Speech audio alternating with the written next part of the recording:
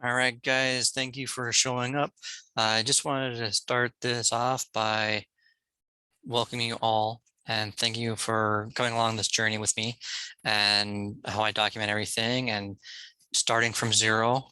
It's honestly something I've been wanting to do for a while, had the idea, and I'm finally starting the process. And it's a lot, and honestly, because this is bearing what has happened to me, and trying to make myself better and doing the steps to make myself better and make my life better and that of my family. So thank you for coming along with the journey. And if you have any hate comments, then just leave them below. I don't give a crap. I will probably delete them because we don't need any hate on this channel. This is about me releasing and educating and giving everything I can to better myself as well as better your lives any way I possibly can. And starting from zero is where most of us are at anyway. It's just that one thing that is super important.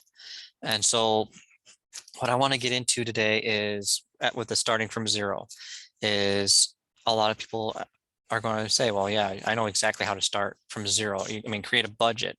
That's all you really need to do, blah, blah, blah. And yeah, that's part of it. But one of the things that I've learned from having a budget is it's very difficult to have a budget, save, and whatever else not if you don't treat it like a game. So have a budget, have a savings goal, have everything. But if you want to have a savings goal of, let's say, 6 grand, you need to break that into smaller pieces, right? So I would say, let's start simple. I need to save $600 for, let's just say a pair of AirPods is $100, right? And I want those AirPods and I'm going to go get those AirPods, but I can't. It's not in the budget. We're not saving. So let's say, all right, I'm going to get those AirPods if I hit my goal and I want to make it 6 times the amount, right? So for those AirPods, I need to save an extra $600, or I have to save $600 so I can use 100 to buy those AirPods. Say, well, my price might go up because inflation and all that. Well, doesn't matter. You create that goal, and it's that goal that you stick to. So you don't have to worry. Sorry if you can hear the kids in the background.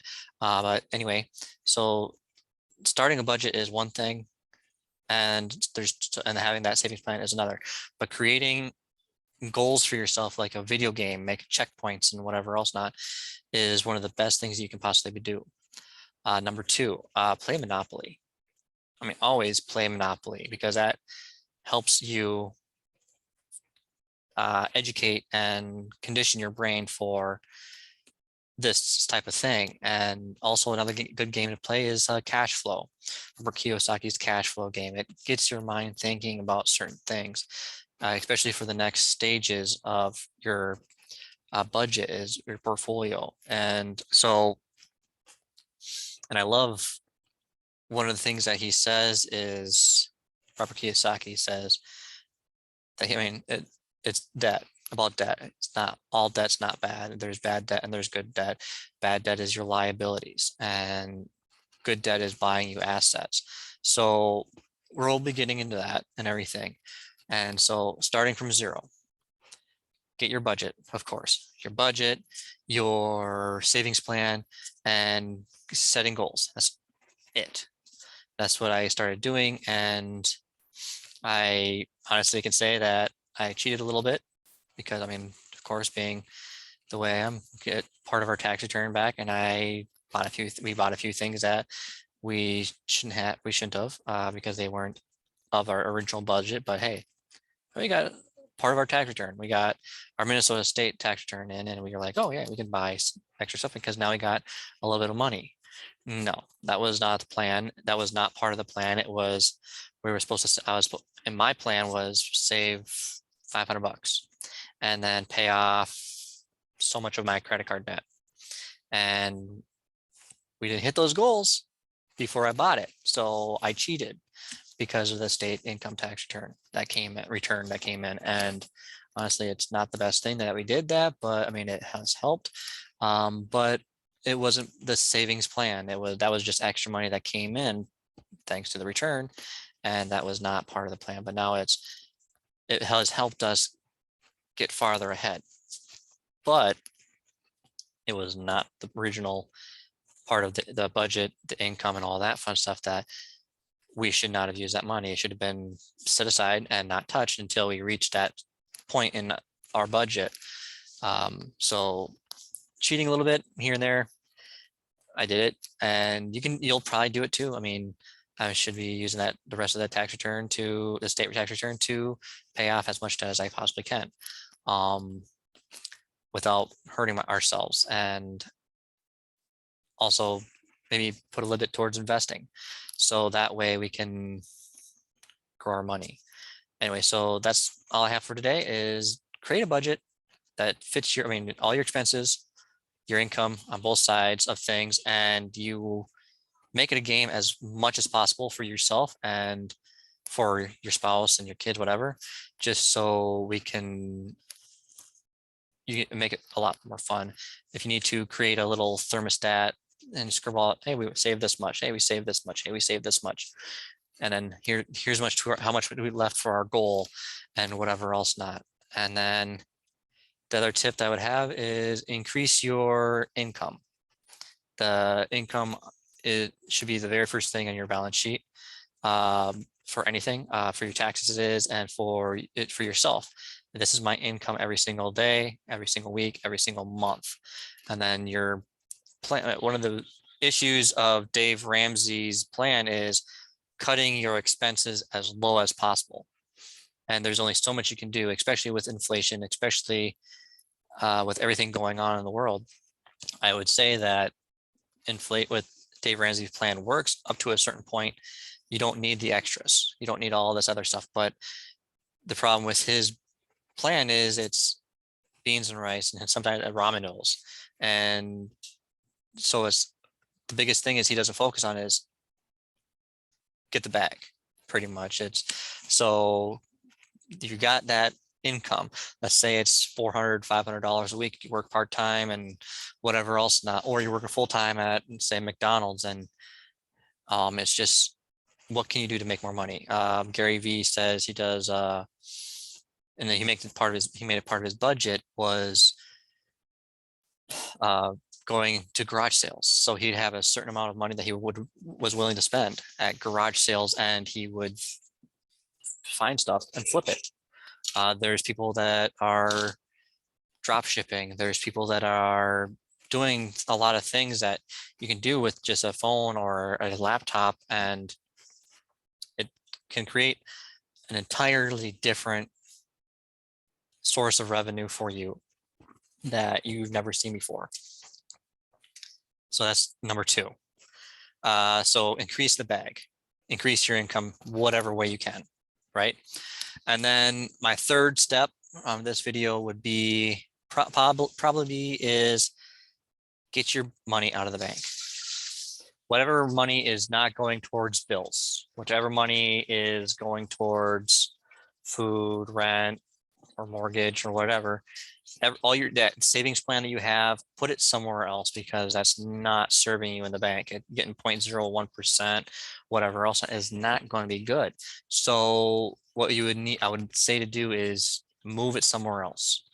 I mean, me being a life insurance agent, I'll always say that if you want liquidity, you want it to be able to get it right now, life insurance would be one of the best options because it has that liquidity. You take a loan against your cash value, so your money is still growing at that 6, 8, 10% growth that it might get every single year. And then you pay back, and so you're paying yourself back money. So you never lose your assets, because one of the things that the wealthy do, like I'm just going to say Grant Cardone with all his apartment buildings, he borrows money from the equity by refinancing or whatever else, not getting the money out of the assets that's just stuck there. And that's one of the things that Dave Ramsey definitely says don't do, is you want to pay off your house, you want to do this, you want to do that, and it's great. But at the same time, if it's just sitting there and not being used, it's not being it's not good just sitting there, because money is meant to move. You're losing money if it's just sitting there. So get your money out of your bank. If it's in the life insurance policy, great. Or there's other ways of doing it. Getting to crypto. I mean, there's I would go get the crypto.com app. Here, I'll pull it up quick here. Just show you. So I have the crypto.com app, and I put money into it every single week, every part of it. I don't know if you can see it, but I got about $400 in there right now. And then I move it to, so I have some for liquidity, and then I have some that is mining for me, and it's staked and it's making money for me. So I go and go to that crypto.com DeFi wallet, and I have money earning, and I earned, depending on the crypto I bought, I earned, right now it's 25 cents today. It would take me forever to make 25 cents in my bank account, 25 cents. So I'm earning, that's with the VVS financial. It's pretty much a small coin, but you get 50% or 50% APY. That's a lot more than a 0.01 or 0.05 or 1% or whatever. So you can if I don't know if you can see that. No, you can't. But you get up to 16%, up to 12%, up to 6%, 6%, 3%, 2%, 2%. So a USDT. So if you just put your money into a USDT, so you have liquidity, then you put it into your wallet and you stake it, you get 3% or 3.4% a year. So if I put $30,000 in there, that would be $900. I'm just gonna quickly go over that. So calculator here. So if I put $30,000 times 3.4%, yeah, $1,000, $1,020. So it's making money for you a lot faster than the banks. That's the other option. So, and then of course you're able to, if you need it, you move the money from the bank or from your crypto wallet that's making your money. You withdraw from there, throw it back on the crypto.com app exchange, and you sell it, the USDT, for the fiat. You put it into your the fiat wallet that's in there, or you can put it to your crypto.com debit card, which is there. You can put it into that account, and then you can use it just as regular cash. So honestly, that would be another way of doing things. So insurance, life insurance policies, IUL, that creates cash value. It's liquidity. You can get it. It takes about 7 to 10 business days to get the money after you pull that withdrawal form and whatever else not. Or if you want to do even more liquid and it's all in your possession, you don't have to worry about waiting and whatever else not, get a crypto.com app, get the crypto DeFi wallet, put your money into that. You can there's actually a bank account for your fiat wallet that's a metropolitan commercial bank. You get a bank account and everything else with it. You sign up for that, you can start putting money into there. So you could direct deposit your check into there. And then then have everything there, and it would be your digital wallet. They're talking about the CBDCs and whatever else not, but you could actually do it yourself right here, right now. And then you use your crypto.com credit card or debit card and whatever else not. Then there's several ways of doing things, and there's a lot of things you can do for yourself to just make extra money. Liquidity pools are awesome. Starting this year, we've made $84 on liquidity pooling, staking. Fantastic stuff.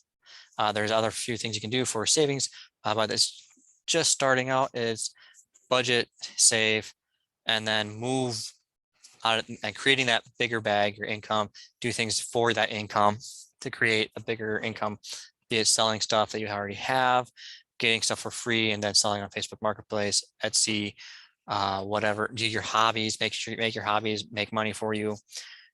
So they're not a liability. Like most hobbies are liabilities, that you're not selling the stuff that you're making, whatever. You need to make sure that you do that.